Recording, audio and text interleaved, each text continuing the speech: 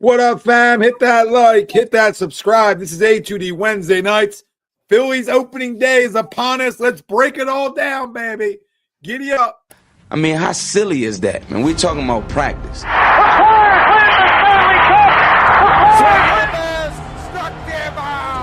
Philadelphia Eagles are Super Bowl champions. Eagles fans everywhere, this is for you. Let the celebration begin. Welcome in, everybody. This is A2D Wednesday nights, only on A2D Radio. Every Wednesday, we're brought to you by our doc, make them yours, Dr. Paul Vidal, Specialized Physical Therapy, locations in Burlington, Cherry Hill, New Jersey. Find them right down there on the web, specializedphysicaltherapy.com. As always, Noah Eaton, Ryan Elizik, Greg Mlakovic, Tom Arnaud. That's me. I just said his name out loud and didn't even good job, Tom. Sixers, Wizards, great tank tonight. Great loss, baby. Another great loss from our Sixers. We're not really going to talk about it, but if you want to, feel free to chime in and let us know. Phillies season bold predictions. And listen, opening day is upon us tomorrow. You can smell it in the air. You can smell the hot dogs and Cracker Jacks and popcorn and all the smells of opening day. But no, it's a great time of the year. I love opening day. If you don't love opening day, this might not be the show for you. This might not be the show for you, but Philly season's upon us. So let's talk about it right into our poll question. The Phillies will win more than 91 and a half games this year. Do you agree or disagree? Let us know. Facebook, YouTube, Twitter. That's where we're live everywhere. You can get your podcast. We're there as well. Hit the like, subscribe, follow. Most importantly, join the conversation. Oh, I'm not going to change my mind from Sunday. So, yeah, I agree. I mean, listen, they're built for that. They're built to win 90 plus games. They're built to make a long playoff push. I mean, that's the money they spent. That's the roster they put together. So, anybody out there that doesn't believe that they're just as good as every other team in the NL, I can't really help you. Dodgers, look like on paper that they're unbeatable, right? But a lot of injury little situations over there, just in general, especially in their staff. So listen, healthy teams are usually the ones left standing. We'll see if the Phillies can avoid the injury bug this year. But I agree. I mean, how do you not? You look through the lineup, right? You got star power in your lineup. Only thing you could maybe disagree with is they play in a tough division. But listen, if you want to be great, you got to play great teams. That's part of it. You don't get a pass. I mean, some of these teams in the AL East have been in that gauntlet for years and years of having the fight, scratch and claw to win that division. So I don't care how good the Braves and Mets are because Braves are really good, Mets are good. We'll see about their pitching staff, but either way, we're not as good as them. If you don't think we're just as good and it's not really close with all three of those teams, and I don't know, you ain't really watching. I think it's Dodgers, Phillies, Braves, and then go on after that in the NL. Right, yep. Go on. Like if you want to throw the Mets in, fine. You got somebody in the Central, be my guest, right? There's good teams over there, but I don't know who's really the standout over in the NL Central right now. And then NL East, you got three of them, and the West, the Dodgers, and then who's going to be like sort of the Cinderella story over there. That can really compete for a wild card and an opportunity to make the playoffs. I don't know. So there is a lot of parity outside of, let's say, there's 3-4. If you want to throw the Mets as a fourth, fine. There's 3-4 teams that are sort of built to win right now. So at the end of the day, yeah, if they're healthy, just like I said with the Eagles, they're a 13-win team. If the Phillies are healthy, they're a 92-win team plus. We'll see what comes. We'll see what shakes out with that. So I agree. What do you guys say? Yeah, Tommy, I agree. Also on Sunday, I think I had 95 wins. So I'm really here, and I saw by when doing the shares and stuff that Pump's also chimed in early. We appreciate it, Pump. But do me a favor, go look at the Dodgers ages too. Go look at the Dodgers ages. But no, I'm really pumped about this team, because I think finally we're going to see what this not that we haven't seen what this team is made of, right? But there wasn't many holes to fill this offseason, right? So I know a lot of people are down thinking, because we weren't active in free agency, we didn't make a whole bunch of moves, that this team isn't just as loaded as they were last year. So now it's finally on these guys to go out and perform and live up to their contracts. Some of these guys are playing for another deal. Some of these guys are playing to stay relevant. And then you get the younger guys that we love. We all love, Bohm, Stott, Marshy, those guys. Now they're playing for their next deal, right? Or their first real deal of their careers, right? So I agree. I think we have the best pitching staff in the National League, if not all of baseball, and our lineup is right there, top 5, and it's not 4 or 5, right? Lineup wise. So I agree to the poll. Go ahead, Ryan. Yeah, I mean, I have a very hard time believing this team's going to win less than 90 games. I think they have a higher chance of winning 100 games than they do of winning 80 games, or only winning 80 games. But ultimately, everything's going to come down to how healthy these guys can stay. Because, yes, these guys are getting older. And it's going to come down to your star power, like we just mentioned, right? Guys like Bryce and Trey and, Schwarber, Cassie, these guys are getting all this money. Schwarber and Castellanos are looking to see if they're going to get more. Are they going to be here next year? We just gave Zach Wheeler an extension. Dude's been absolutely insane since he got here. He's been healthy. He's got an injury history. He's been really good the last couple of years. He hasn't been hurt, but I think he's 34, 35 now. There's a chance that, if he gets hurt, even though we have that depth, we have that like high class, that rotation, which I think is the best in baseball. I don't really think it's close. I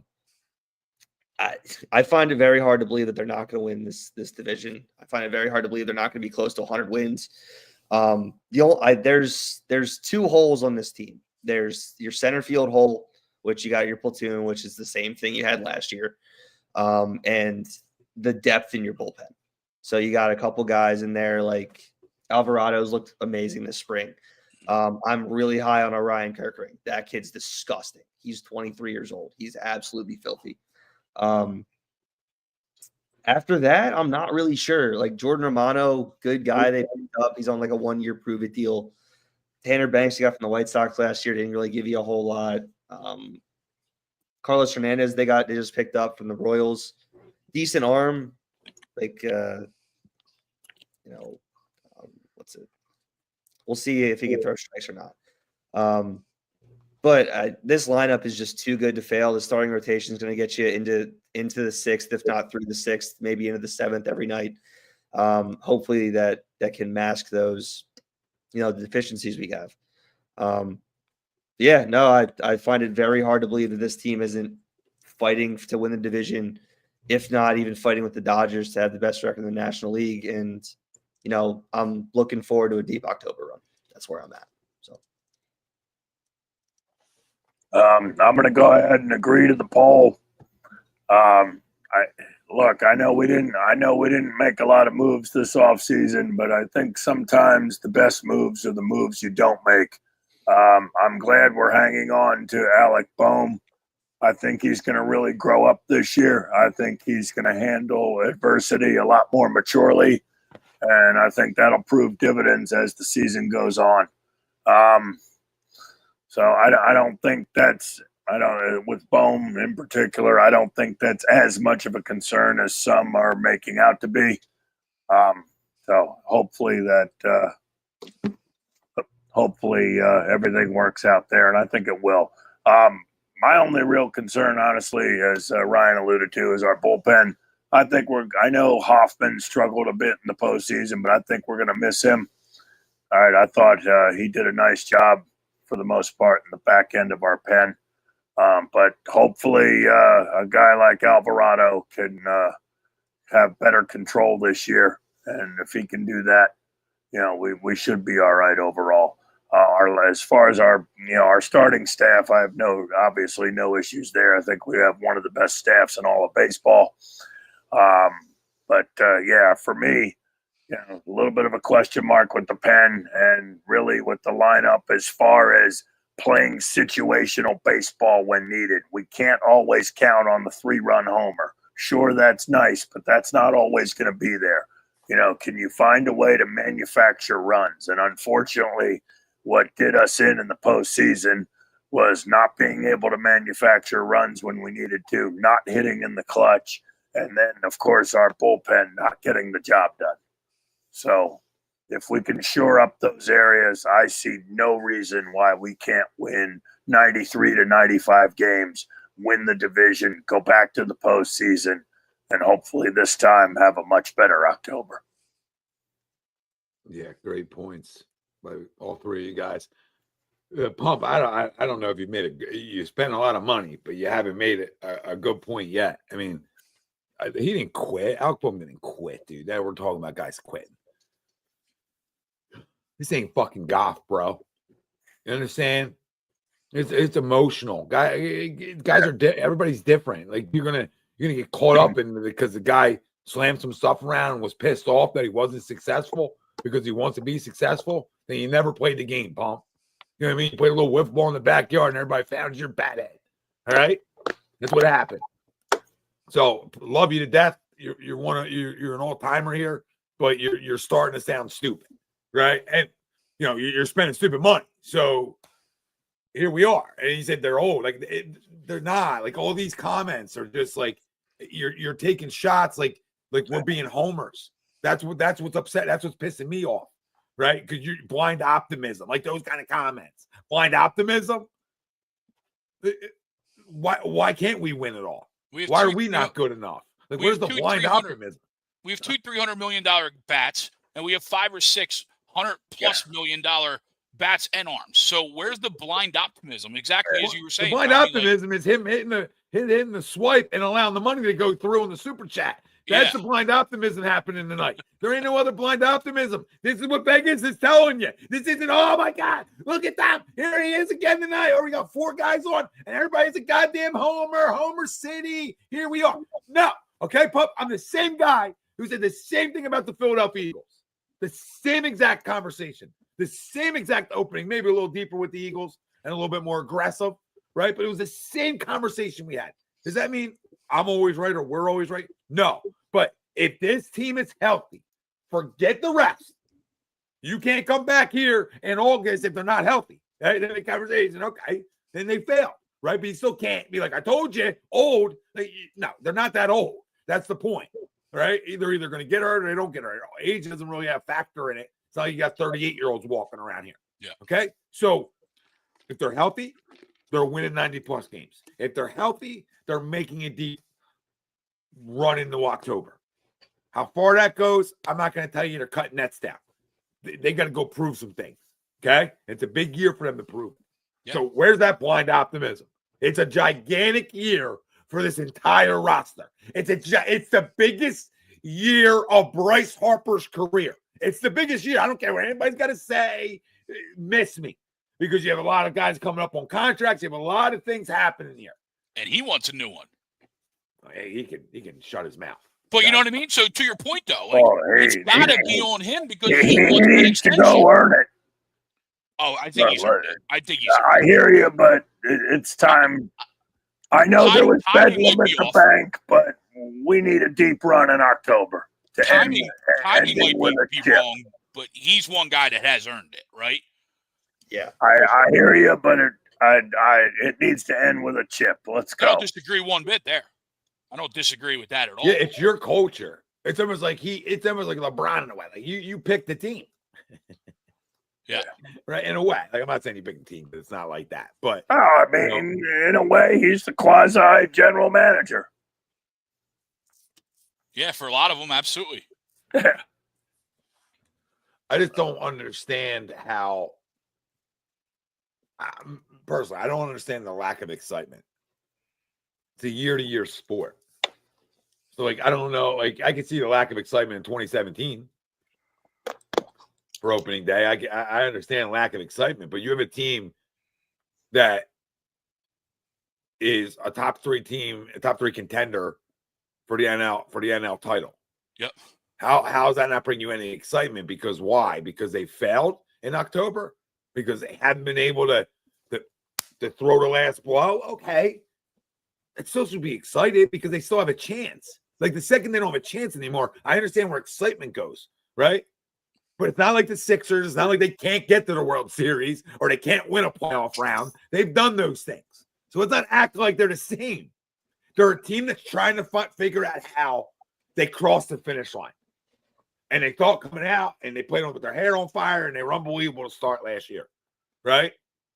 And whatever, they answered the call from the last postseason. They were able to shake it, come out and play great baseball. Mm-hmm. Well, listen, now they got to put it together for 162 because they've done it both ways. They've done it the way where they start slow and get hot, and they've done get hot and we all panic. Yep. But now they got to figure out longevity, right? The longevity of it. How do we put this all together? Because they're close. They've been knocking on heaven's door for a minute. So again, anybody thinks they haven't, or this is a Sixers type conversation, or you want to come in here and be a hater tonight, there ain't a guy in the country harder on Bryce Harper than Tom Arno. All right? There's not a guy in the country that's harder on him or has been harder on him. But he's played great. It's not him, but he's the leader. So it does fall in his lap at the end of the day too. But come on, man, this team's close. They're close. So they quit now or they're old now. Like, okay. Arguably last year they were better than they've been in since they started making the playoffs. What, they were third year in a row they made the playoffs. Last year they won the division for the first time since 2011, I think. So I mean, I find you can say, oh, we didn't do a whole lot of free agency. I get it. I wish we would have, signed Tanner Scott, right? Went to Dodgers. Off the top rope. No, again, I wish we would have done a whole lot of things, right? I wish we could have signed Juan Soto. Yeah, great. We signed another $300 million guy. No, I wish Andrew Painter was in the starting rotation instead of Taijuan Walker. He'll be up in July. Don't worry about that. Okay, he'll be here. We're not going to go out and spend all this money on different people. Your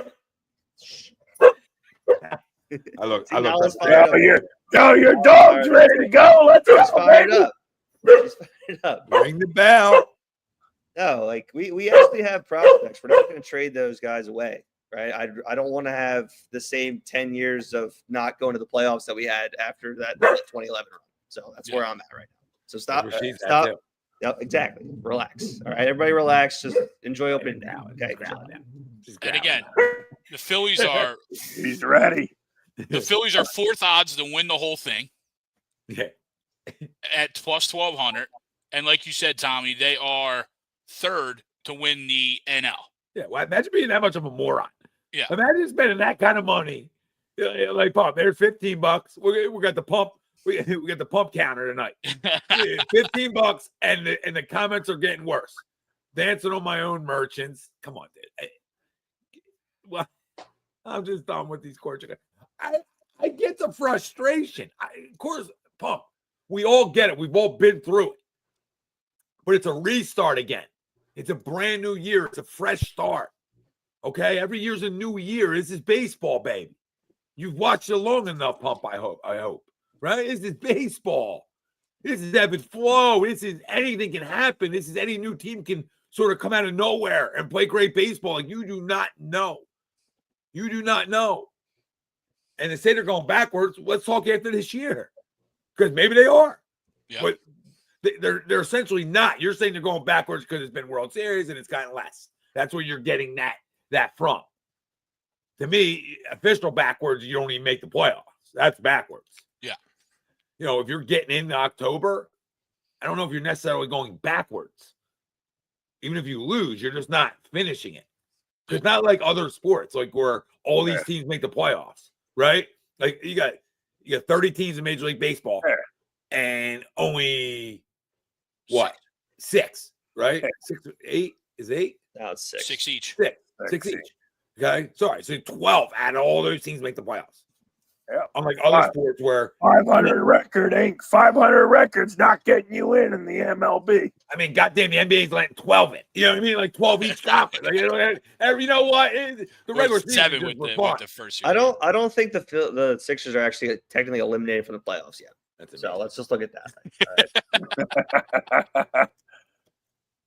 Actually amazing. But that's where I don't understand why. Like, you just wouldn't be bought in until it's over. you wouldn't have hope until it's over. That's where it loses me, because every new year should bring you some hope if you're a team like we just talked about that is expected to compete and contend. Why would you not have the hope? Like, I understand if we had like a massive injury in spring training and you're like, it's over. Like, we lost Reese the 1 year. Yep. That's tough. It's tough to overcome a little bit, but we did in a way, but we didn't. Okay. But like, we didn't have that yet, hopefully. Like, knock on wood. So again, this team has let us down. They haven't finished the job, and it's been some bad at bats, and I can't stand it. There's nothing worse than watching bad ABs.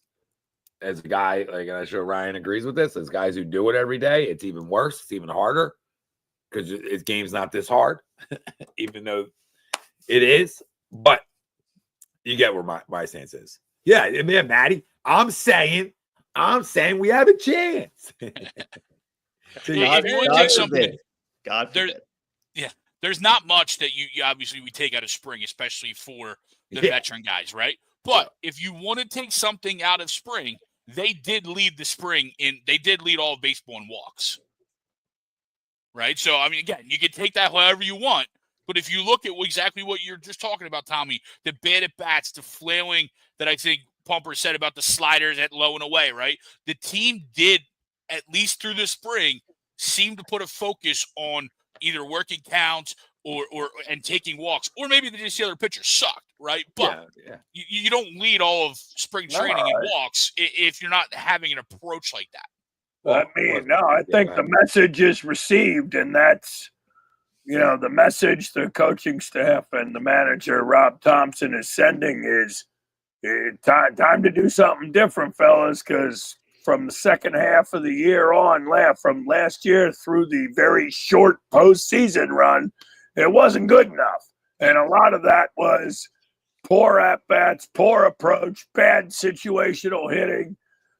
You got to be able to manufacture runs, as I alluded to before. Look, that 3-run homer isn't always going to be there, but you got to find a way to get on base even when the ball's not flying out of the yard. And I think these players are receiving the message loud and clear that, if you have a junk baller out there and they're not throwing you a strike, you better lay off that pitch instead of rolling it over to second base or what have you. So, look, I think this team, you're going to notice their plate discipline, and you've already seen it in the spring. Their plate discipline is going to be much better, which is going to lead to much more consistency. Sure, you're going to have a few lulls over the course of 162 games.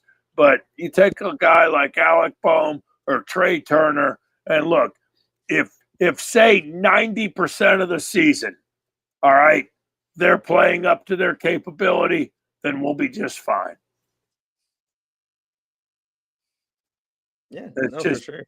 Yeah, you just can't have stretches where they go into the shitter for 5 or 6 weeks in a row. You'll have a bad week or two here and there, but by and large, if you go from April to October and they're pretty consistent, I think the talent on this roster kind of speaks for itself. Yeah, I don't know that we necessarily want to sign up to lose 22 in a row or whatever streak we went on last year. But that's baseball though too, right? I mean, every team goes through those lulls. It's just a matter of when you did it, right? You looked at the Yankees. The Yankees started off the year like we usually start off the year, and terrible. And then as they moved on, then they got better, right? And that's usually what we do. We just decided to flip the switch last year and actually play decent baseball through the beginning of the year. And we hit the shit down at the end of the year and rolled into the playoffs bad. So, I mean, you're right. You would love to have that down streak to be 2 weeks instead of 3-4 weeks. But at the end of the day, I mean, you just got to get through it. And I don't know that we ever truly got through that stretch. Well, it seems like we weren't sorry, Tommy. I mean, we weren't the same team when we came home from London, let's face it. But, Could be. But I honestly, I see no reason why we can't bounce back this year. And, go with a different approach at the plate, be more disciplined at the plate, manufacture runs, hitting the clutch, and most importantly, our bullpen. At times last year they were lights out, and at times they got lit up. So we need more consistency from the pen too, and they were definitely terrible in the postseason. So we need that to be better. I mean, listen, it starts with plate discipline. I don't know. I can't speak for pros, right? I can't. But I can, because there's guys who want to adjust, and there's guys who will not adjust. You understand what I'm saying here? Yeah. So some guys' egos are too big that they're not willing to make simple adjustments to their approach at the plate. It's an approach, right? And it's situational hitting. It's approaches. It's discipline. However you want to lump it all up, right? But that's what it is. And there's guys who, I don't give a shit. There's guys that I coach at older ages that don't want to listen. There's guys who want to listen. There's sponges. There's guys who want to continue to hear it and learn. And I say to these guys all the time, and pros should understand this too in a way, right? Like, but not as much at the amateur level, but it's still the same thing. Like, why would you not soak in our knowledge? Like we learned. We played it. We played the game for a long time. Like we've learned it. We failed, right? And now we have all the knowledge, and you have the skill. Why would you not listen? We got all the knowledge, and you got the skill. It's like that's a perfect synergy. Well, the same thing as a coaching staff. The same thing as a great hitting coach, and Kevin Long. Like he has the skill. He has the track record. Guys believe in him.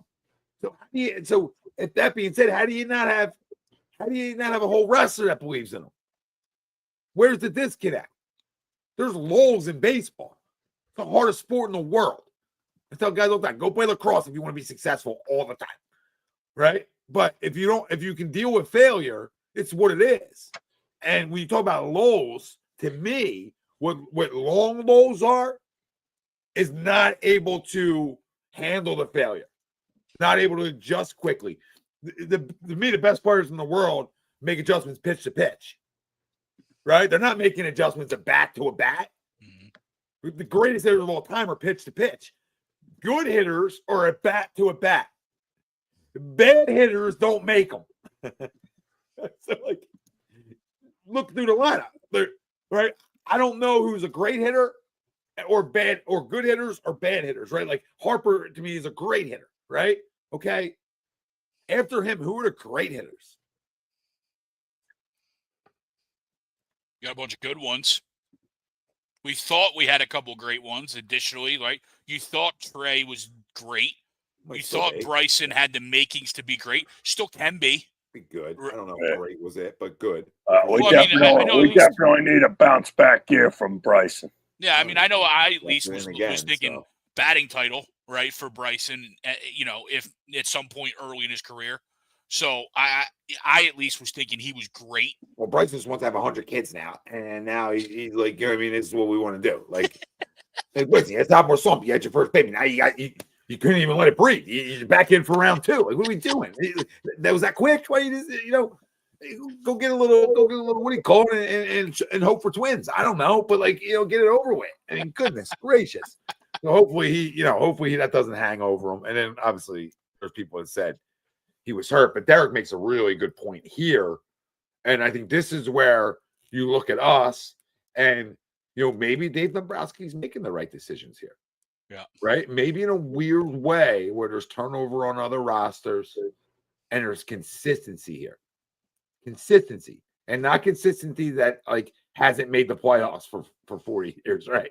It's consistency of going to the dance, right, and just not being able to finish it. So, what do you do? Do you go overspend on players and blah blah blah blah, or do you ride it? Do you ride it out? And I think we all trust Dave Dombrowski, or we have. So, I don't know why we would stop trusting him now.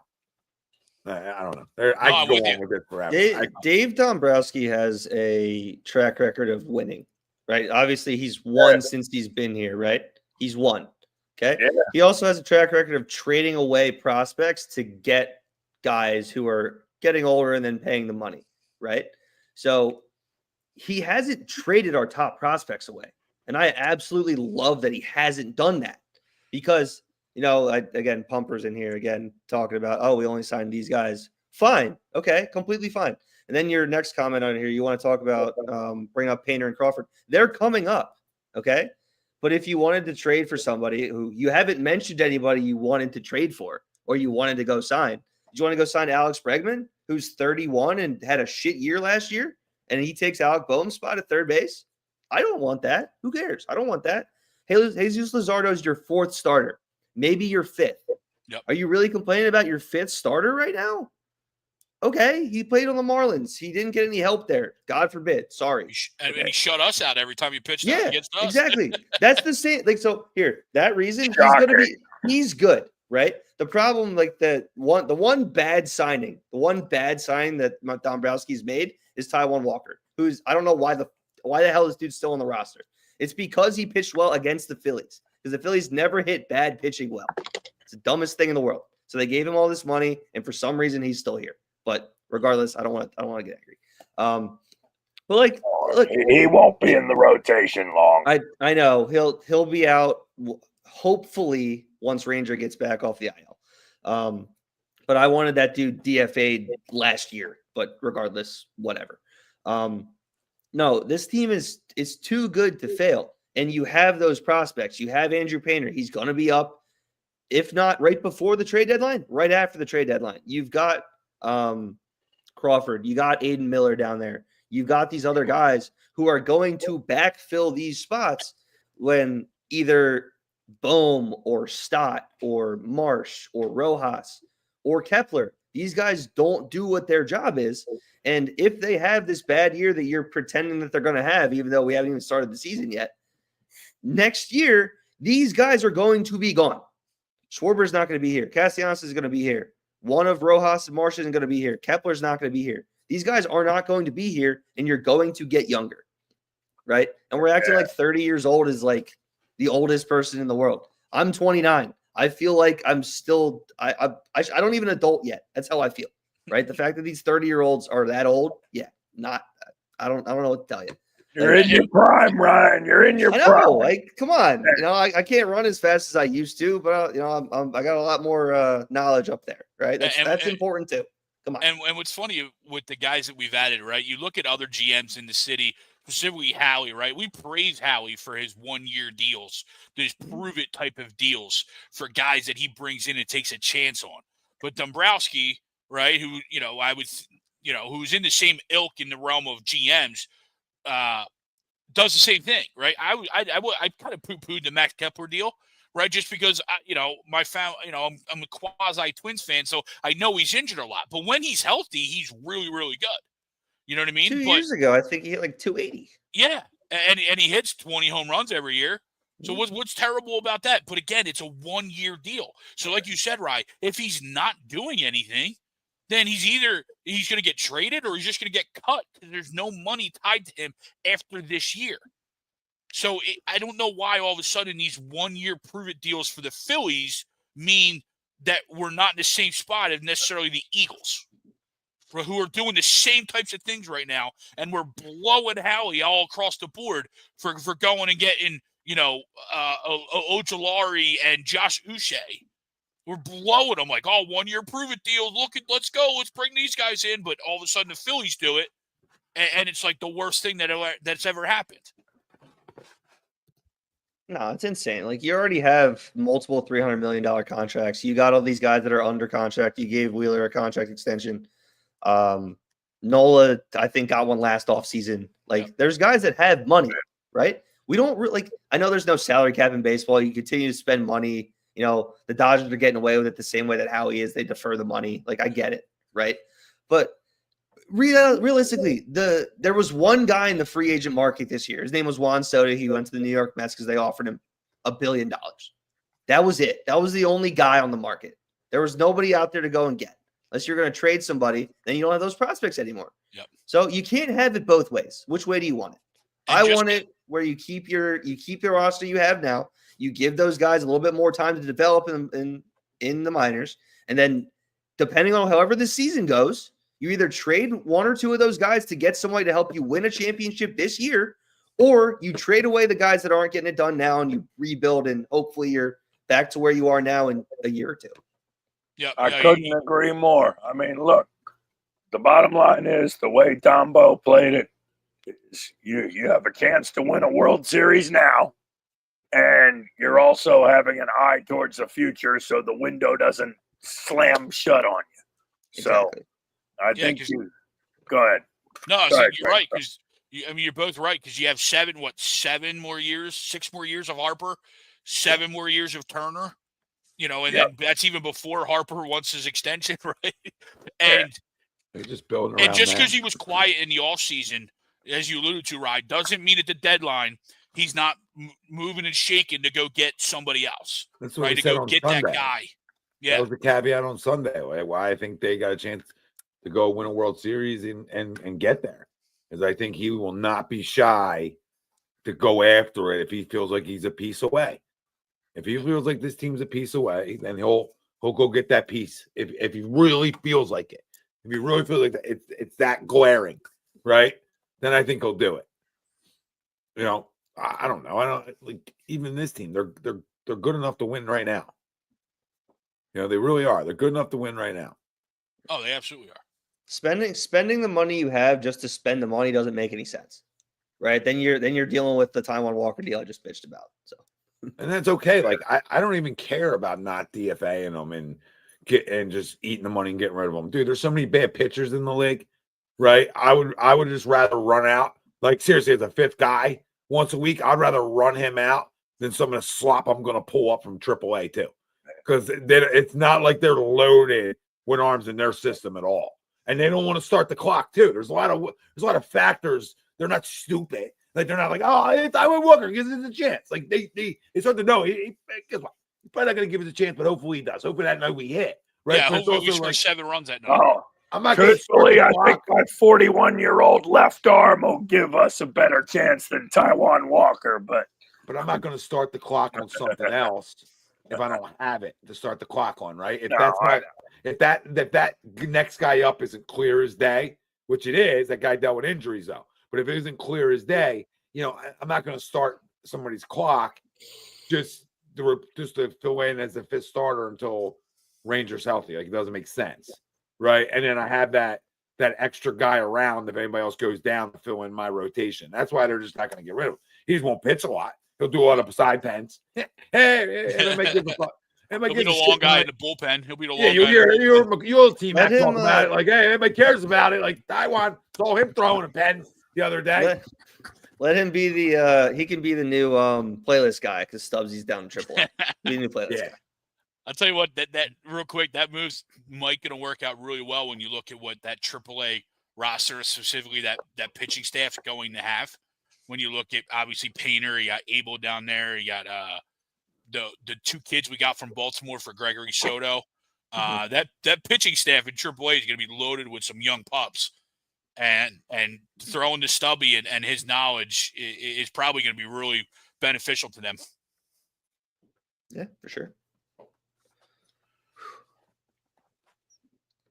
Yeah, no, I mean, this team is just – it's too good to fail. Yes, I understand it was an underwhelming offseason, especially the way the last season ended.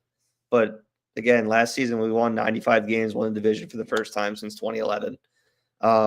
Yes, the Braves may have had a down year because of injuries or whatever, but I don't – like, their rotation, the Braves got worse this year too. Like, they signed Jerks and Profar. Like, I like that signing. Yeah. But other than that, they didn't really do a whole lot either, right? And Acuna's out for like a month. I was going to say now it's early, but Acuna and Strider are both starting the year on the DL. Yeah, exactly. Like they don't have any depth either. So, and then the Mets don't Alex have any Verdugo last week. Great, awesome, Alex Verdugo. What did he get last year? Like 230. Sick. Great job. But he can grow his straggly beard again. There you go. But no, like it's very hard to believe that people are just this down on it. Like, yes, I know you got a bad taste in your mouth, but this team again, you're making the playoffs. You know you're going to be in the playoffs. You know you're going to be in the hunt. Yeah. You mentioned Ronald. You mentioned Ronald Acuna. Yeah. Look, I don't wish injury on anybody. All right, But I'll tell you what, he's the type of guy that we're gonna look. Anybody who follows baseball closely will look back on in 5, 10, 12 years or whatever and say, "What if?" And the question with him is, it'll be, "What if he stayed healthy?" I mean, when healthy, he's a great player. There's no disputing that. But I don't know. I have a feeling that injuries are unfortunately going to continue to bite that guy in the ass. I hope not. He's fun to watch. I actually wish he was playing somebody else, so we'd have to play him 20 times. No, I hear you. I mean, he's a great player. Don't get me wrong, and I have no problems with the dude, but it just seems like he can't shake the injury bug. No, it's not. It's not aging well for him at all. I agree, but he really didn't make any deadline moves, right? Yeah, they were all complimentary moves. Yeah, it wasn't any splashes that he missed on, right? It was more like low risk, maybe some high reward out of it. Yeah, again, the guys we traded to get them. We haven't traded anything. We still have our top prospects. I'd rather have that than there was rumors last year going right. It's bullets in the chamber. Exactly. I think the two big guys last year were Crochet and Luis Robert. I didn't want either of those guys. Not to say that they didn't, Crochet had a good year last year, right? But he got traded to Boston this offseason. He's had injury issues in the past. Luis Robert, I think he hit 240 last year. Yes, I know he was in a shit lineup, but he's had injury problems. There wasn't a whole lot. Right? I mean, I think and on top of that, I think your biggest one was Miller, right? Mason Miller, but he was never really truly available. No, other guys available. I mean, I was all in on Lou Bob, but that's just because it was something different, right? It wasn't necessarily that he was the perfect fit. You know what I mean? And you saw what Boston had to give up for Crochet in the offseason. And we were in on that, and I agree with you wholeheartedly. I'd rather keep Abel and Crawford and whatever else they were asking for instead of going to get him, who, as you said, had issues already coming into it. Yeah, I'm only going to trade for a proven star. I'm not going to go just trade for a good player, right? Yeah. I'm not going to trade prospects just for a good player. I'll trade prospects for a pimp at this point. If you can go give me a unicorn type, sure, I'll give them all up. If not, I'm going to play a little Russian roulette here. Because at the end of the day, those guys we mentioned, right, if they all can play at a really good level, you're still a team fighting for the division every year. Yeah.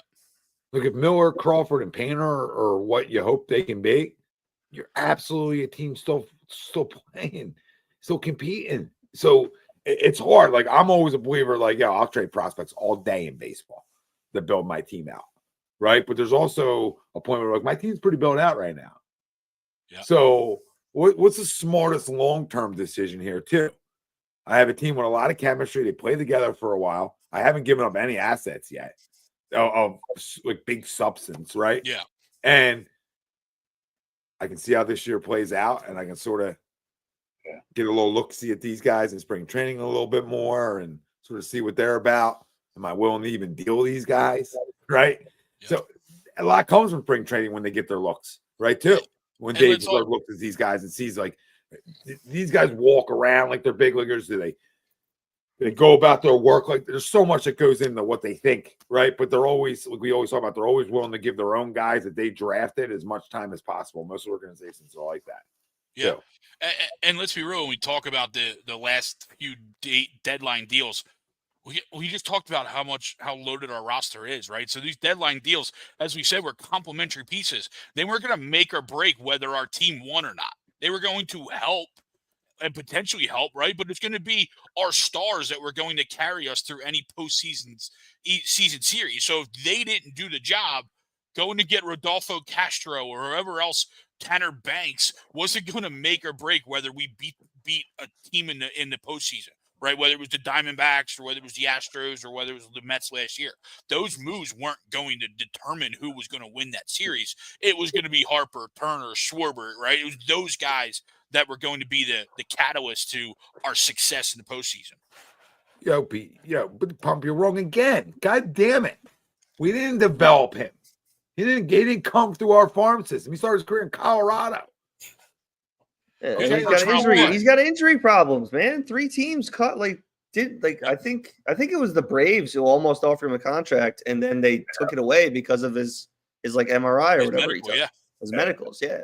I mean, overall, Hoffman did a nice job while he was here, but 2 years ago, he was great. Him being on the roster or not shouldn't make or break. Well, I'll tell you what my problem is with Pump. He wanted to start. Pump. Let me go this. You talk about age and you talk about all this other stuff, right? But you seem to not mention that the guy you keep talking about is 32 years old. And we're just saying things to say things. Yeah, like he's had literally 2 good years in his entire career. Yeah. And they were here. So there you go. Yeah. So again, you're acting like Carlos Estevez was good. He had like a 4 ERA here last year, and I think he blew a game in the playoffs. So I don't know what you want to talk about. Yeah, and Hoffman wasn't great in the postseason either. I mean, none of them. He's a young 32. Yeah, young 32. My ass, dude. You can't. All right. First round pick is the numerous arm injuries. Let me go to a frat party tonight and tell the girls I'm a young 42. Let's see how that goes.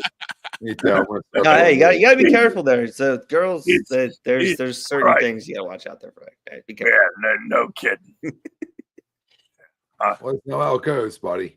I'm happily taken. I'll pass on the. Oh, dear Lord, what is this comment? Oh my God. What year is it? 2012? Is that Spells? Yeah, Spells is a problem. Yeah, he is definitely a problem. Good luck, buddy. Dear Lord. Jameis and Russell and an Italian. Russell Wilson, Jameis Winston, and an Italian walk into a quarterback room. Bold prediction: they all throw a pick to the Eagles next year.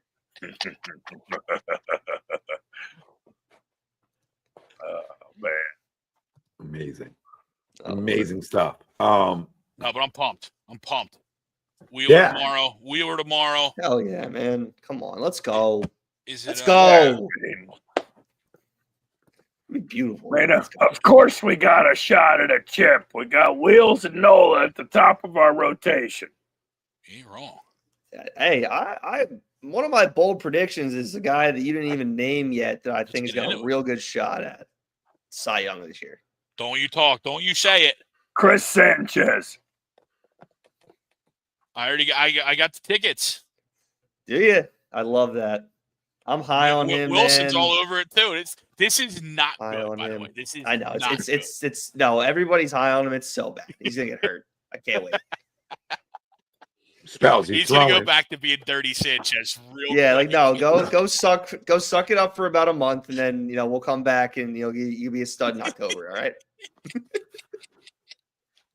Spells. He's throwing darts, dude. Alvarado's throwing darts too. He was. Jose. He dropped 20 pounds coming into spring training. He looked phenomenal. He looks this spring.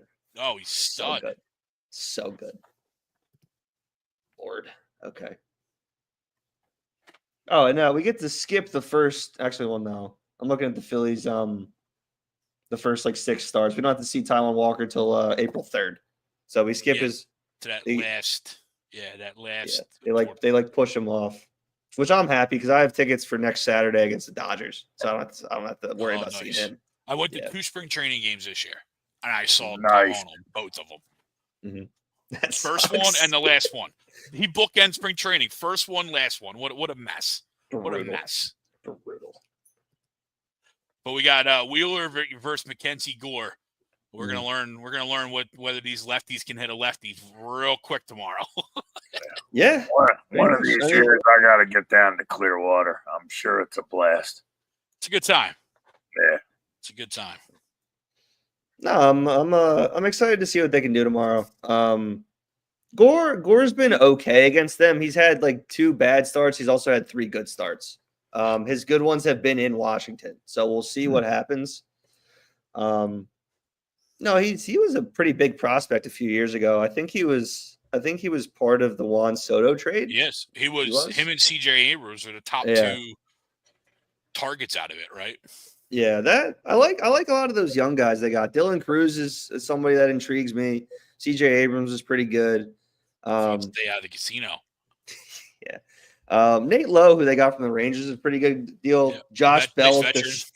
Josh Bell destroys the Phillies. He's in that lineup again. Yeah, I think the Nats have a possibility to be an annoyance again, just like a gnat buzzing around your face, right? I think they're back to the GNATS Nats. Right? You're right. They got a lot of young guys. James Wood is another young guy that's good in that lineup. So if those guys can play to obviously what the Nationals wish they would be, they're gonna be pretty decent. I'm not gonna say they're gonna be good, but they're gonna be decent, and they're not gonna be the walkover that they have been the last few years. I mean, it wouldn't shock me if Washington scratched out a 500 record. Yeah, probably pretty close. I think they're probably their ceiling's probably 70-ish games, maybe 75. Their pitching staff is it's brutal. I was just pulling up to see what is. Yeah, I think that's a really tough ask, right? In this division for them to 500. Yeah, they got Gore. They go Gore, Jake Irvin, Trevor Williams. I just torched Trevor Williams, and then will be the show today before I left. Well, I'll tell you what, Michael Soroka and Mitchell Parker is technically their 5. Atlanta Braves legend Mike Soroka. Yeah, I think they started. I would have taken a chance on him. I would have taken a chance. Yeah, why not? So we lose tomorrow and win the next 2. That's how that goes. Well, they always lose on opening day, Tom. What do we expect here? They're gonna go. Mackenzie Gore's gonna go out there. He's gonna have 17 strikeouts. They're gonna lose 6-1. Like something stupid. We're all gonna be upset about it. Then they're gonna roll off 6 wins. Fired up. Yeah. They're gonna win the next 2. They're gonna sweep the Rockies, and they're gonna win 2 out of 3 against the Dodgers. Everybody's gonna be happy. So it's gonna be fine. We're gonna be back bricked up. Yeah, we're gonna be all upset. We sweep the Rockies, take 2 to 3 from the Dodgers, and we're gonna be walking around just 6 to midnight the whole day. Yeah, pretty much. Hey, boys, here's a question. Let me throw this out there for fun. Oh boy. You know what? I know they started this last year. I think. Apparently, I believe we're playing 6 less divisional games. Like we used to. That's true. We used to play each divisional opponent 19 times in a season. Instead, we only play 13. And then now we're instituting something where we play each MLB club. Correct. All right. Mm-hmm. Yeah. Which I like. I don't know. I guess I'm more of a traditionalist, and especially when There you go. Well, when you have a pennant race on the line, guess who we're ending the season with? The Twins. Well, that's a good thing. Okay. Especially if they're bad like they usually are. Twins are mid. Twins are the definition of mid. Yeah, Yeah, they're but kind by of the way, series, they're a little up, a little down. But I don't know. Why can't we? I don't know why we can't. You're making a good point. You're making a good point because I think what the NFL does is at a high level, and it doesn't always work because teams might not be as good or whatever, but they try to have those divisional games sort of back ended too. So I know baseball does it. They definitely do it. But I don't know why they didn't do that this year. I don't know. I just think it's kind of weird to end the regular season. I thought we did it. I thought they did it last year though. I don't know if it was last year. 2 years ago, we clinched the playoff spot in Houston. It was like the second to last day of the year. We clinched the wild card spot in Houston. Yeah, right. Last year we ended in Washington. Third series, the 5th final series was the Mets. The 3rd final series was the Mets, and the final series was Washington. Yeah. Plus, with baseball, most of your last month of the year. August 26th. It's always been like that. It's been all NL East teams. It's just not as many in September as before because you have a little less, but they still do it. And with baseball, because there's 15 teams in each league, there's always going to be an interleague series. Every single day there's baseball, there's always going to be an interleague series. Which is cool. It's good for the game. I like the fact that you're able to play every team every year. Right? I want to play like the Yankees who we never played, or Boston, or just whatever. And then it makes travel in the games more exciting for fans. Now you're going to go you know, you can go see your team in more parks, right? Yep. So it opens up a lot of stuff. I don't mind a I have little. no issue. They've done enough. They've had enough mistakes, right? They've done enough, okay, that I don't like, but I won't crush them for things that are fine. Makes sense? I'll crush them for everything else. They try to reinvent the game. All right. Yeah, I mean, 2 of our last 5 series are Mets and Marlins. Right. So, I mean, I don't series. mind a little interleague play, but I don't know. Do we really need to play the Royals or Mariners or whatever every year? Well, I want to play both of those anymore. teams. I want to play both of those teams because Bobby Witt Jr. is one of the best players in baseball, and I love Julio Rodriguez. So yes, I want to play both those teams. Yeah. Gotcha. And like Tommy said, you get to cross some stadiums off, right? I'm going to see the Phillies down here in Tampa. You get a ballpark tour out of it, that's for sure. Yeah, I mean, trying to get up to Denver to see the Rockies. I saw Bobby Witt this summer hit one on the Mass Turnpike. It hasn't landed yet. It might have killed like 7 drivers. Like it was an absolute that middle kid of is the wood bat. kid And is you're like, so good. Did he hit that far? Like, you know what I mean? You're like, so good, man. He's clean. Like that was ease. I think like it's so funny. I don't think younger players realize like how much ease these guys have. Oh yeah. You know, in their swing. It's crazy. Yeah.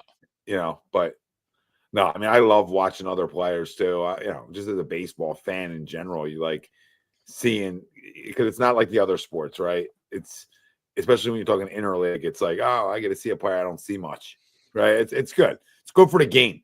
You know, that part grows the game, right? In my opinion, that part helps grows the game more, you know, nationally in this country, but it's the other stuff that doesn't grow the game. Yeah. Yeah. I mean, I hate the pitch guys clock, today. but it's here. I told guys today, if you need to see signs again, you know, give me one of these in case you're, you know, I know you guys got to unload your luggage and your carry on, and you know, you guys got a lot of unpacking to do. I get it, right? So if you miss them, you know, just give me one of these. Okay, if you don't give me one of these and you miss them, good luck. That's the luck. What that made me think of that because like the pros got a lot of stuff on, you know. A lot of stuff. I don't mind that kind of stuff. That doesn't bother me. Flair doesn't bother me. Like some things that bother like old school baseball guys don't necessarily bother me. Right? Like if you like it does Ken Griffey Jr. wears hat on backwards. So like that we're like, well, you never can do that. Like, okay. Oh, college used to hate that. Yeah, I'm not going around. Frank? I'm not going to go around promoting it, right? I'm not going to go around being like, hey, everybody put the hat on backwards. Now, if a kid did it in a practice, like, turn it on, right? Like, you know what I mean? But some guys would like everybody on the line. Yeah, that's what Frank used to do at Cannon County. Yeah, Frank, a lot of success doing that, bud. You mean to tell me we're not going to have pitch cons for combat this year, Tom? What the heck, dude? I've seen it too. It's amazing that people actually do it in travel sports. Like, dude, you think we're scouting you? Yeah, you think that's what we're doing? Boy throws 68 with a, maybe a changeup. The changeup's always in the dirt. We're not looking at you, bud. Okay. It's amazing. But like, no, I mean, listen, this team can be really fun to watch at times, and they've proven that. And I think we nailed on it earlier, and it's sort of the end of the conversation in terms of what they are. You know, if they can limit their lulls as a group, like hitting's the most contagious thing in all sports. It's weird. Interceptions are contagious. Turnovers are contagious. There's other things, runs in basketball, whatever, right? Ball going in the hoop is contagious for sure. Okay, but like baseball, hitting is like so contagious throughout lineups. And what you're trying to avoid is having 9 guys hit at a high level at the same time. Right? You almost need is like, hey, can I have 4 or 5 guys hit at a high level right now? No, that's the guy. Go through the motions because we need that to switch because it always switches. You know what I mean? So that's where, that's where I'm at with them. Can they just like sort of limit everybody going in a funk together? And vice versa. Right. Yeah, and you hope what helps cure that, right, is potentially that added approach or that added thought of having an approach. You know, we looked at this team over the past few years, and it's looked like that they've gone up to the plate with no approach.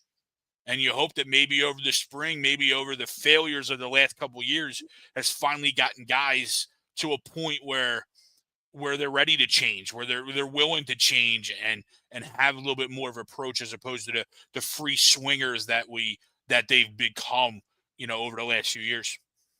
Yeah, of course. And be a team, like Steve says, manufacture runs, Playing a little bit of small ball with a power lineup's nice too, right? And being able to handle the bat a little bit, those things go a long way. They really do. Like balls in play go a long way. Just that whole pressure. I would like to see them be able to play with a little bit more of that. Like that's easy to me. Like that's basic. Like taking bags and running the bases great and handling the bat well. Like those things are basic. So I would love to see them be able to sort of do the basic stuff at a high level. And you mix that in with some power, obviously a lot of it, and you mix that in hopefully with the ability to, not live and die by the 3-run homer. I think you have a lot of backside double guys on this team. They can hit, man. It's not like, to me, it shouldn't ever be like long ball or nothing with this team. Yep. It shouldn't be. They're built too well for that. That's what boggles my mind. Like they're not built like that. They are in certain spots of the roster, but like Turner shouldn't be that type of player. Yeah. Right. He shouldn't be swinging out of his shoes. Right. Nick is a double machine. He should just want to be a double machine. That's what he's been his whole career. Right. He wants to lose baseballs a little too much. Okay. JT, same thing. Front hip leaks every swing he takes. Right. Every swing he takes, the front hip leaks out because he's trying to do damage. When he's at his best, he's just driving doubles the other way. Like this isn't rocket science here. It really isn't. It's these guys are staying inside themselves a little bit more and not trying to do too much.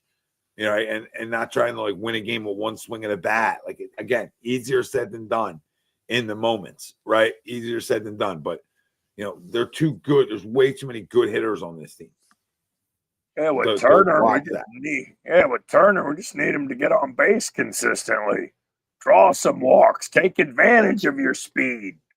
I mean, he can steal 50 or 60 bags if he has more discipline at the plate. But you can't steal first base.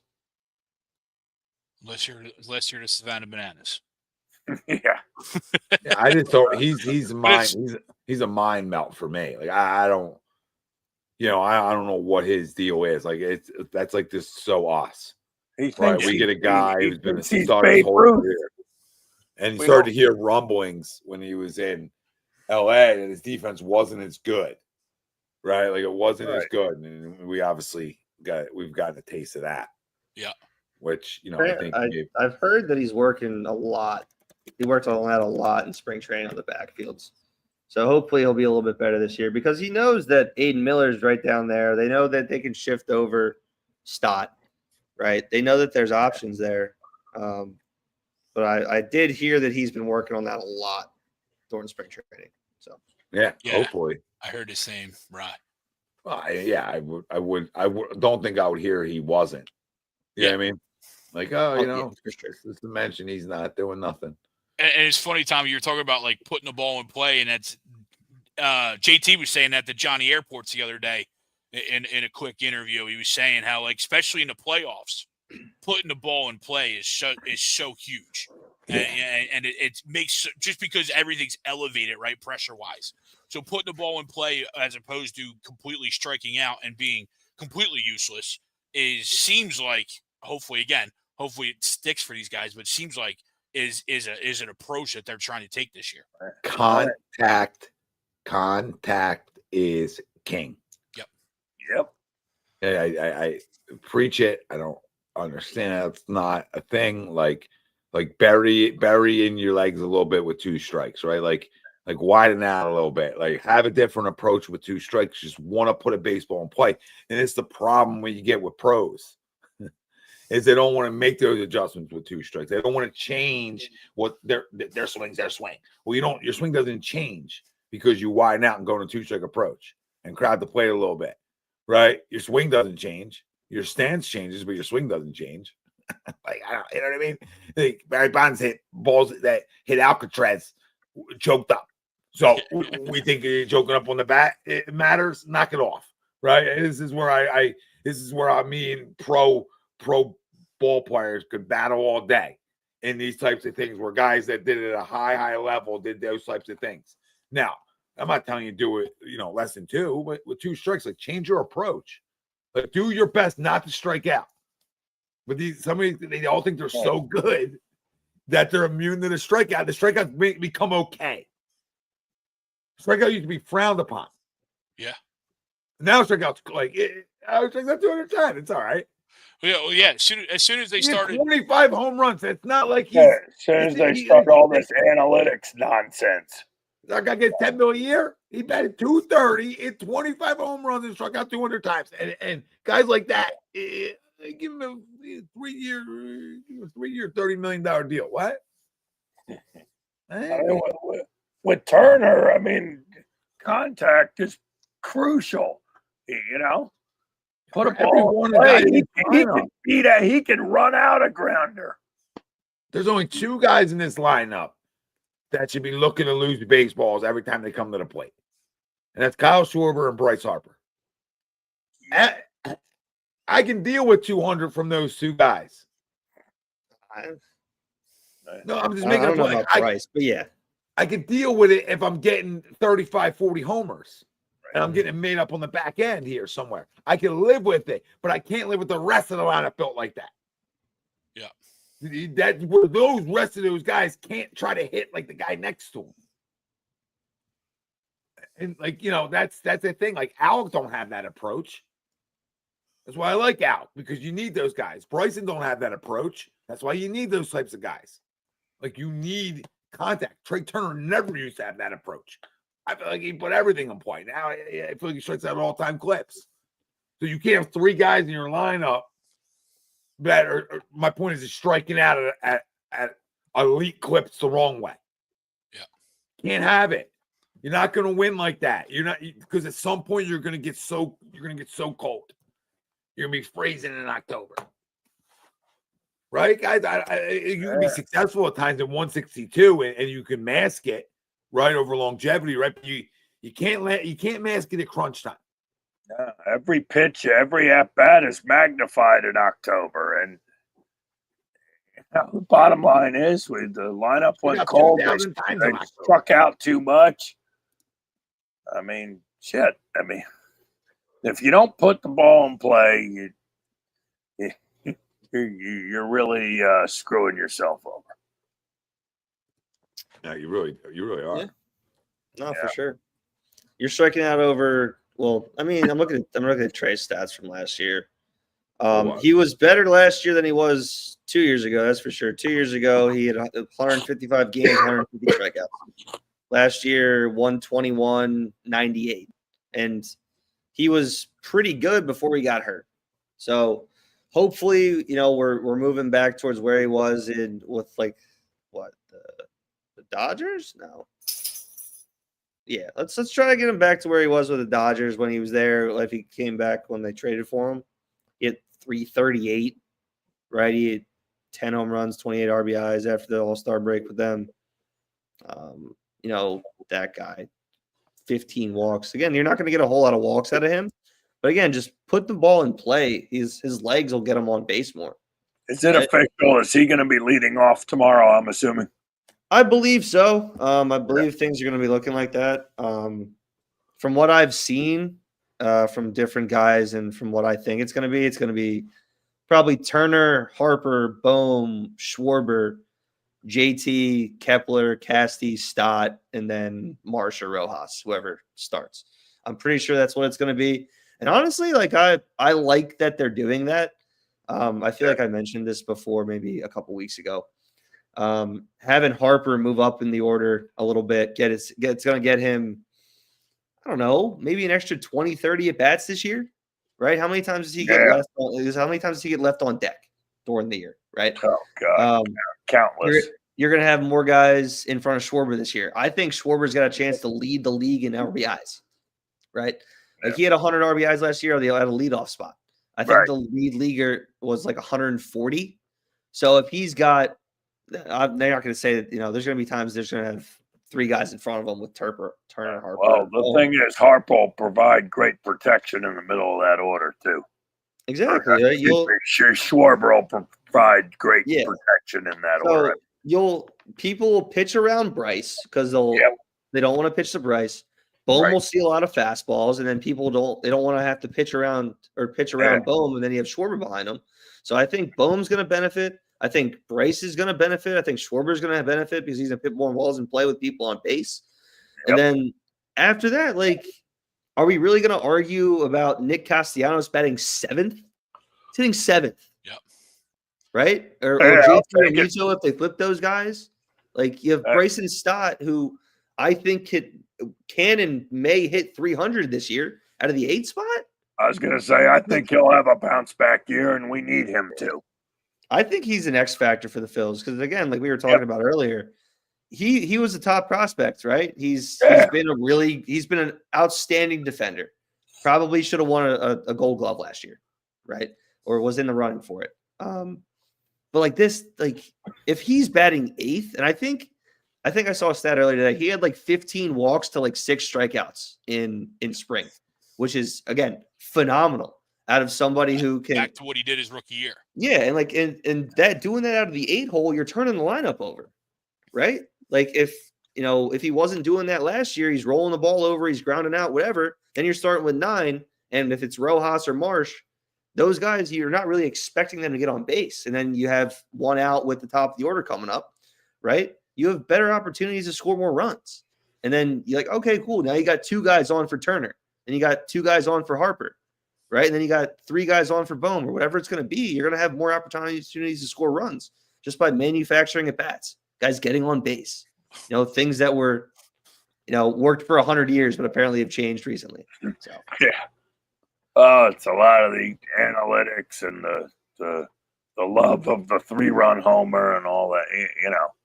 I mean, I get it, but we know over the course of 162 games to win consistently, sometimes you're going to have to play a little small ball. Yeah. Yeah, and I love the fact that they potentially are going right, left, all the way down the lineup. Right. And I think that's so huge because even most of our lefties, the only unknown lefty really is Marsh if he can hit lefties, just because he hasn't been given that many opportunities so far.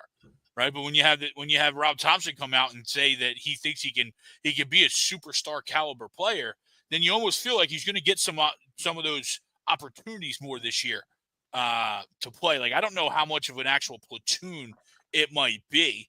I think it might be Marsh 5 days a week, and if you need a blow for either him or Kepler, that's where you see Rojas, and that's what it should be, right? Which I don't mind at all because, again, Marsh was a big prospect. He changed scenery when he got traded over here a couple of years ago, and he was really good after we got in that what was it, 22? I think we traded for him when we went to the World Series. He was really good after the All-Star break and got him into the postseason. He was great.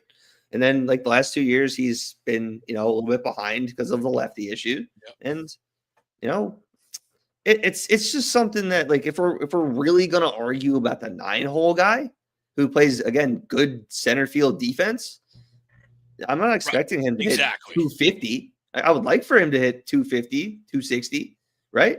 But if he's playing, he's not making any issues, he's running balls down in center field, and he's making nice plays out there, yeah, I can live with you hitting 230. Yeah. Just don't strike out 3 times. Put a ball in play every once in a while. Come on. Yeah, that's exactly it, right? Like that 9-hole hitter, whoever it is. Like in a lineup full of the superstars that we have, we should never be worried about whether Marsh or Rojas or whoever's hitting 9, whatever they're doing. You know what I mean? Like, they should be the least of our worries if they're the reason why we win or lose a baseball game. Offensively. I completely agree. And they're complementary pieces, right? What I always look at those guys is they just gotta win you some games for sure. They definitely have to make up for some of the things that could happen at the top of your lineup during the postseason. And you're going to need a guy, one guy maybe, or maybe even 2 guys down low that sort of get hot in October, right? And so, just sort of make up for some of the things that can go on at the top of the lineup. You just need those things to win. It's not going to be like just your top 4 come October that are just going to, go mashed. And if they do, awesome, right? But you always need the complementary pieces to mix in, a game 4, Brandon Marsh 3-hit game, homers, whatever. Like you need that. You need that from the bottom of your lineup sometimes. You just do. And 2, it's a long season, regardless. So you need it in the regular season as well. So it's not just postseason, it's magnified, right? And I think if you see it more in the regular season, it's a safe bet to believe you'll see it in the postseason. Like if you see more of those complimentary guys like getting big hits and carrying at different times, right? Then I think you have a better chance of seeing it. It's about seeing it consistently during the regular season. Like a guy like Rojas, we just need him to make one of a few game-saving, 2-run saving catches out in center. Yeah, like you should only be playing in the 7th inning or on for defensive replacements, like in reality. But obviously, you're going to get the guy at bats, and he's going to play obviously here and there anyway. But come playoff time, that's his role. Like his role is, 7th inning replace, 8th inning replacement, whatever. For Marsh goes to the left and he goes to center, and Kepler comes down. That's probably what you would most likely do. And which is fine. That's exactly what you want to have. Like, you're not relying on your bench guys a whole lot, unless you're like last year you had Sosa who had a good month. Everybody was like, we're talking about this guy's going to be phenomenal for us for the rest of the year. Like, no, he's a bench guy, right? Like the guys that are at the top 5, 6 of your order, those are your guys that you're counting on all the time. And then you're, hoping that you'll get a good 2 or 3 week stretch out of some of those guys down the bottom. And then, I think Rojas had a walk-off hit last year. I think Christian Pache scored a couple game-winning runs or something. Like these guys help, right? You're not gonna see them all the time, but hitting's contagious. The more that we're able to do it, the better approaches that guys have, other guys are going to follow that. So if Trey has a better approach to the top of the order, it's going to lead to Harper, right? If Schwarber's getting on base, okay, cool, more people on base for JT, right? If Cassie's got people on base in front of him, he's not going to swing at that 2-0 slider in the dirt. Right? Like he's not trying to make something happen there. You're trying to continue something, right? But yeah, like I've said this before. Home runs ruin innings. There's nothing worse than being a pitcher out there and it's single, double, single, triple, single, double. Then you hit a home run. Great. Now we got 10 spot up. I'd rather have 6 hits in an inning where you score 4 or 5 runs. You bounce that guy. And then you're in the bullpen in the 3rd inning. Yeah. Right? No, you're absolutely right. As opposed to somebody hits a grand slam. All right, cool. I can reset myself now. Cool. Right. Now we're back at it. There's nothing more demoralizing to a starting pitcher or any pitcher for that matter than constant traffic on the bases. Mm-hmm. Nobody likes pitching out of the stretch. It sucks. Yeah. And I just think it comes down to simply grinding out ABs. Right. And being disciplined and seeing pitches and hunting your spots, right? They all got their red zone in the show. I mean, you're hunting your spots, and that's the hardest thing for a hitter, right? I'm not going to sit here and act like that's easy. It's definitely not, but it's definitely easier for a big leaguer than it is for me sitting on my couch right now. Okay, so that's the basics of it, and they can't get away from that. But Ryan's right, like there's way more pressure with a guy on first and second than there is with nobody on. And pitchers are going to pitch you differently in those situations because they have to come after you. They have to challenge you. There's a point where they have to challenge you. I don't have to challenge you with nobody on. I can see if you're going to lay off stuff. I can nibble at you. And that's what a lot of pitchers do to some of these guys in this lineup. Yeah. Is with nobody on, they'll nibble at you and you'll get yourself out. I say it all the time. Pitcher's job is the best job in America. Nobody talks about it. Best job in America. In America. I got a sport, no matter what level, the hitter fails more than he succeeds for the most part. And if I throw strikes, most time I'm going to have success. Yeah. Doesn't mean I'll never get hit around. Doesn't mean any of that. More times than not, I'll have success. If there's a spot in baseball you probably want to do as a newcomer, be a pitcher. Yes. The hitters fail 7.5 times out of 10. You Yeah, can't even all say the- 7 anymore. No one hits 300 anymore. Yeah, everybody's got these new bats, right? Yeah, everybody, at all levels, and pitchers continue to win this battle across the game. Lefty It's hard to hit. specialist right here. I'm waiting for the phone to ring. It's hard to hit. You know what I mean? Yeah. It's hard to hit, and especially when you're seeing 98 and some of the stuff those guys say is absurd. Yeah. But again, it's still about doing your homework too. Like at that, at that level, even more. You have so much stuff that you can see. You have, and if you start to really and this is even deeper. And I hope I'm not telling these guys something they don't know. But if you really study what guys throw when they need a strike, what pitch does he throw when he needs a strike? Yeah, what's his go-to? Okay. All right. I know I'm going to see that pitch.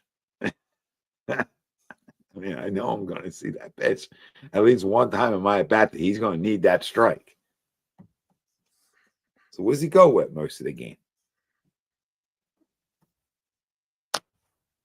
And there's guys that, that can, the great ones on the mound, that you might get 3 or 4 that are their best pitch. Right? But it makes sense. But a lot of these guys, we'll say 75% of the big leaguers, most likely, they have that one. That's their go-to. Their percentages are really high on that. And then you sprinkle in the guys that have everything, right? Maybe my percentage is high, right? But you get what I'm saying. There's a higher percentage that has one great pitch that they think is their best. So if you really study if you study enough of the pitcher, they have so many tendencies, which is the hitter should be able to change your tendencies going into that game.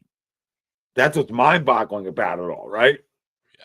And you're like, dude, that should be able to change what you're looking for. You watch all this tape on these guys, you don't pick up there's no tells. Come on, man. Come on. Everybody's got a tell. Just can you find it? Can you find it?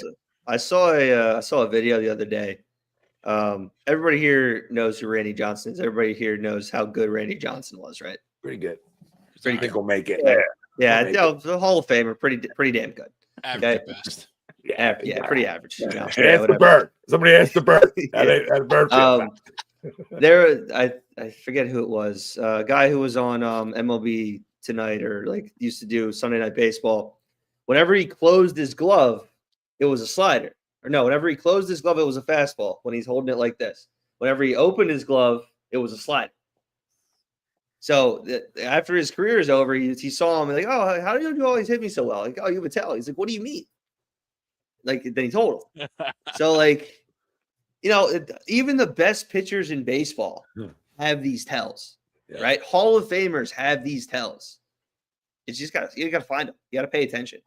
Yep. And a lot of these guys, I'll say it again, when you get to this level, it is ego city. I don't know how many big leaguers everybody's been around ever, but it's a different type of ego. It's a weird frat boy type ego. It's weird. It's weird for a lot of them, and that's not all of them. You know what I mean? That's obviously not all of them, but there is definitely even more in other sports. This is what got me here. You see a lot more in baseball. This is what got me here, and less adjustments. There's less adjustments than you may see in other sports, and maybe there's not, right? But you get what I'm saying. Guys have their ways at some point of their career. At some point of their career, this is what you do, right? And you've gone to enough all-star games. You've done. You get where I'm going? It ain't for every Jim and Harry that plays, right? This is for the really good / and great players, right? The really good, great players or good all-star games, whatever. Get any type of credentials at that level, it's hard to change that cat. Hitting coach a big league, easy job in America. Ain't nobody gonna listen to you anyway. You might get a select few that really want to sponge you. You will, Absolutely. But you're going to get certain guys that you're like, is he good? Like, you know what I mean? Checking in on you, seeing if you're here. Like, what? Like, it's crazy. And then you get to your Latin players. I mean, do I have to answer that? You want me to answer it? Because I will. I mean, they just did everything to get off an island and got here. You think they're changing what they do to go back to the island? So, most of them? Nope. Free swingers. It's not every one of them either. This isn't the great ones adjust. You understand? We keep talking about that. The great ones adjust. The ones that aren't. This is what got me here. This is what I do. Who are you talking to? You know, like, right? And then the greats are more often than not, right? Because it's not always that way. Are willing to make those adjustments and willing to listen and willing to learn and willing to grow when they're young in the game, right? And then at some point you guys get where I'm going. I don't know where this all came from, but you get where I'm going. I have no idea what we're even talking about, but there is a lot of ego, so it's hard to change players, and that's why I think it's going to be hard to change your veterans. You hope your younger guys can still adapt, and Kevin Long's really good at what he does, and hopefully what you guys mentioned in spring training comes to fruition. Yeah, maybe that's contagious too. Seeing pitches. I mean, we used to talk about it all the time. I don't know why it changed. Hey, I want to get a guy. I want to get a guy out by the fifth. Yeah, I want to get you out by the fifth. Yep. Who doesn't love a bullpen? Watch those guys shit all over themselves, because that's what those guys usually do. Oh, especially with how many mediocre to piss poor bullpens there are all over baseball. If you can get the starter out, if you can chase the starter by the fourth or fifth inning, you obviously improve your chances to win exponentially. I mean, especially if you do it early in the series. Yeah. You do it on a Friday night, you get that starter out in the fourth inning. You got two more games that weekend. Yep. Yeah, it's just you get a guy, you get to the bullpen by the fifth or sixth, you ain't seeing their best part of their pen. You know what I mean? Like, that's 101 too. No matter how good the team is, you get the starter out by the fifth, right? You get them out by the fifth, that's great. You get them out by the sixth, you're still not seeing their best arms yet, right? You're not going to see most teams' best arms to 8, 9, and that's the really good teams too, right? You're going to see a guy that you can have a big inning off of. I don't know why that changed too. Maybe just here, right? It's hard to watch every game, but that used to be something every team really hung their hat on. And maybe it still is, right? Maybe it still is. Games definitely changed even over the last few years, right? Because it keeps changing here. All right. Well, yeah. I just hope they give the new lineup, if they do truly make the move, I hope they give it a chance, right? I hope they don't give it a month and then go back to it. I mean, yeah, we did win a lot of games with Schwarber, but at the same time, we never won the big one, right? So we ultimately know how it ends. Yeah. Right.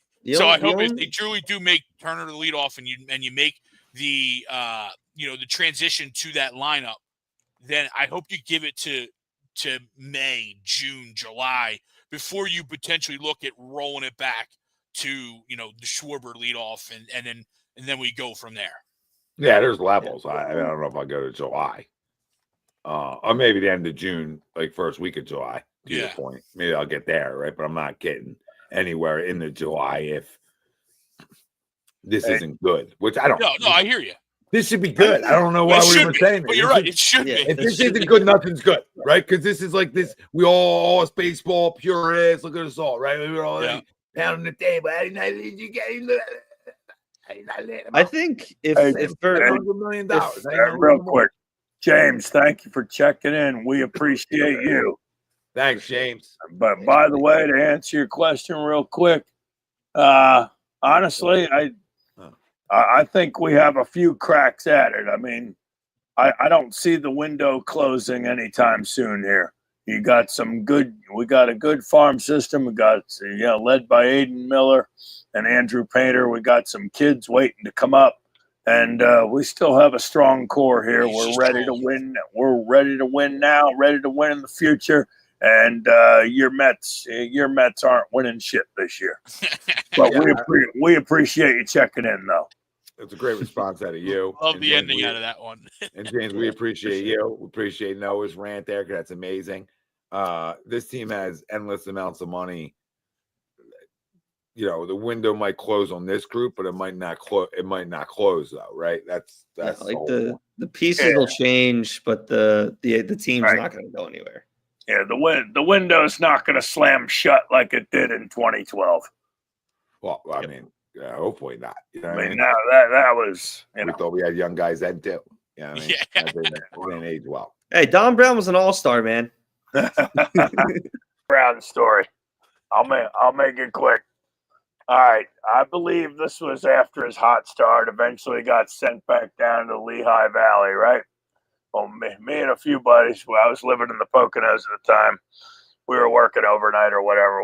We got off of work about 7 in the morning, and we had the brilliant idea to drive down to Allentown to Coca-Cola Park and watch the Pigs play. They were playing a matinee, like a 11 a.m. Wednesday morning game, whatever. Well, who other than Dom Brown was in right field? And oh boy, we heckled his ass from beginning to end. Maybe allegedly we had a few too many adult beverages. And anyway, this clown struck out 3 times and made not 1, not 2, but 3 errors in right field. So that's tough day. Yeah. Whew. Maybe it was a late night for him, but late night for you too. Late night for everybody, apparently. I feel like you were a part of that. You know what I mean? I feel like you were absolutely a part. You were in his head. Yeah. It was, maybe there was a few lager-filled rants his way hurled at him, but anyway, that was a hell of a Tom Brown moment. I mean, what can I say? What did he have? A good 2 months, and then it fizzled out quickly. But I'm assuming he's enjoying his retirement, rooting for his pitiful Dallas Cowboys, and have a nice life. I don't know if he's a Cowboys fan. Yeah, I don't give a shit about that. I mean, he tried. All due respect. I try to say things with all due respect. Definitely tried to use image and likeness to get into the travel sports world for sure. So I heard about that too. I remember that. You can it's still going, it's still semi going on. Okay. Yeah, it hasn't gone away necessarily. But I mean, like again, feel free to see whoever you want. It's up to the consumer. All right. What's he saying, Steve? No, James lives 15-20 minutes from the Pigs. I'll let you know if I'm heading up north. I'm back in the Philly area these days, buddy. I don't. Steve, I think long way to drive these days to see. You're still talking about Coca-Cola Park now, right? We're past it. You know what I mean? No, I mean, like if you can make it, you hit them up. If you can't, you don't have to. We don't need it. We don't need a biography. No pressure. Hit them up. We don't need a whole biography on what happened here or whatever the fuck you call it. Okay, but Steve, you're wrong. I love you. You're my brother, but you're wrong because you want to look at shit from a goddamn catcher perspective. All right, it's a different perspective, baby. All right, it's a different perspective. All right, I mean, you can get more tells when you're living in a guy's rear, right? Then you're going to get. Then you're going to get 60 feet away. Come on. You know what I mean? Come on. You know better. What are you saying? Everybody has tells. I get it. But like a catcher can definitely pick up on tells easier than a pitcher. Are we gassing? He's saying, are we gassing or are we feeling? That's what you may be. That's your job. right? That's your job to feel that. That's what makes great catchers. Can you pick up the tell? Can you pick up what kind of guy he is? Right? Is he trying to pull the country? Right? What looks like might give him trouble. How's his feet lined up? Right? Little things. Right? Little things. But that's a catcher's job. Right? Am I wrong? No. I mean the pitcher, yeah. That's what they're there for. You know, the pitcher can do it too, but I think that's where the synergy needs to work well together. You know, I don't know, Stay. I just wanted to say you were wrong. But come on, Marky B. I don't hate anybody. Who you hate? Throw a star on there, and you might hate him. Well, I mean, anything's possible. But it's all in good fun, Marky. All in good fun. Yeah, well, listen, this was a fun show. Yeah, good times. Till we start tomorrow. 5-3 Phils. 5-3. I'm gonna go 7-2. What the hell happened to you? Say 7-2. I think that's what he just said. Yeah, I don't know. There was a robot in there somewhere. 7-2. I think we There win. you go. Is it a safety? We going back to the Jets game where it's an 3-3 overtime game? There you go. Well, let's be positive. Phil's gonna win. 7-2, man. Let's go 5. Let's go 5-zip tomorrow. Phil's win 5-zip. I like it. Ooh, 5-zip. there you go. Complete game shutout by Wheels. No, it's early. He'll go 7. Yeah, it's early. Thompson will probably yank him after 5 innings after he threw 64 pitches. Mm-hmm.